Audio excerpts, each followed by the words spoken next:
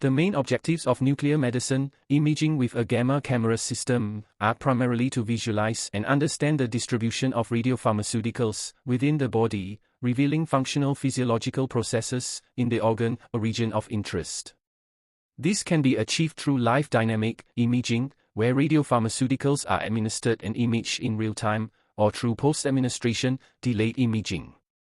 Several factors need to be considered to ensure the quality of the images obtained.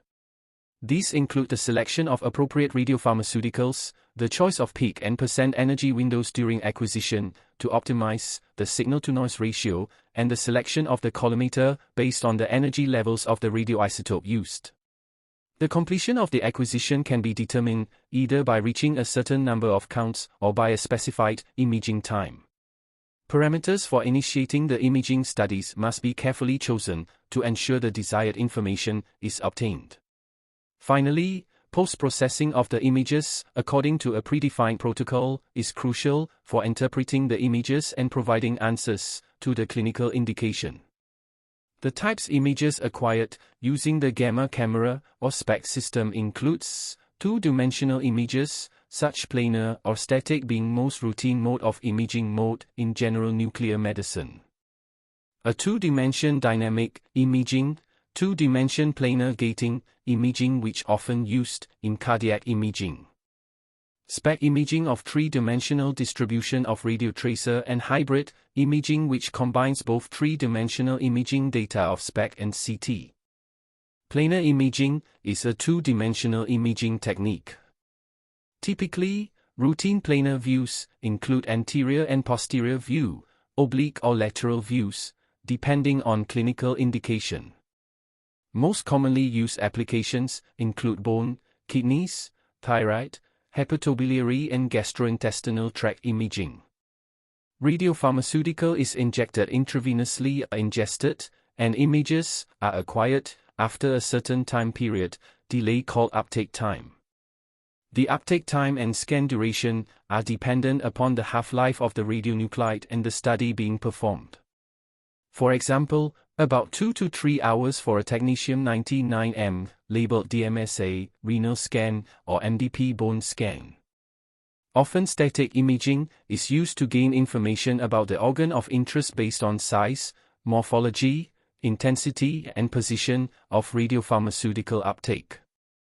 Dynamic imaging acquires distribution of radiopharmaceuticals that changes with time due to functional or physiological properties of the organ. Images are usually acquired immediately, post-injection with series of frames over time. Time interval between frames varies between different studies. Functional assessment of a system is provided based on radiopharmaceutical distribution over time. In planar gating, gamma camera is positioned fixed over the patient organ anatomy of interest such as heart and acquires multiple images of the heart at different time points throughout the cardiac cycle, which will synchronized with the patient's electrocardiogram, ECG. This synchronization allows the camera to capture images of the heart at specific phases of the cardiac cycle, such as diastole, when the heart is relaxed and filling with blood, and systole, when the heart contracts to pump blood out. By analyzing these images, clinicians can assess various aspects of cardiac function, such as the ejection fraction, the percentage of blood pumped out of the heart with each contraction, as well as the overall contractility and motion of the heart muscle. Single-photon emission, computed tomography, SPECT, is an extension of conventional gamma camera imaging.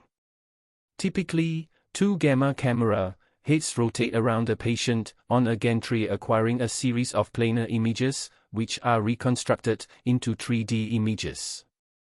SPECT/CT, or single-photon emission, computed tomography/computed tomography, combines the functional information from SPECT imaging with the anatomical detail provided by CT imaging. In SPECT/CT imaging, after the patient have been injected with a radioactive tracer, the SPECT camera acquires functional images of the distribution of the tracer within the body. Then the CT scanner acquires anatomical images of the same region.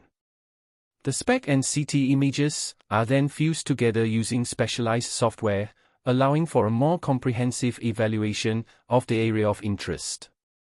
The combination of SPECT and CT in a single imaging session provides several advantages.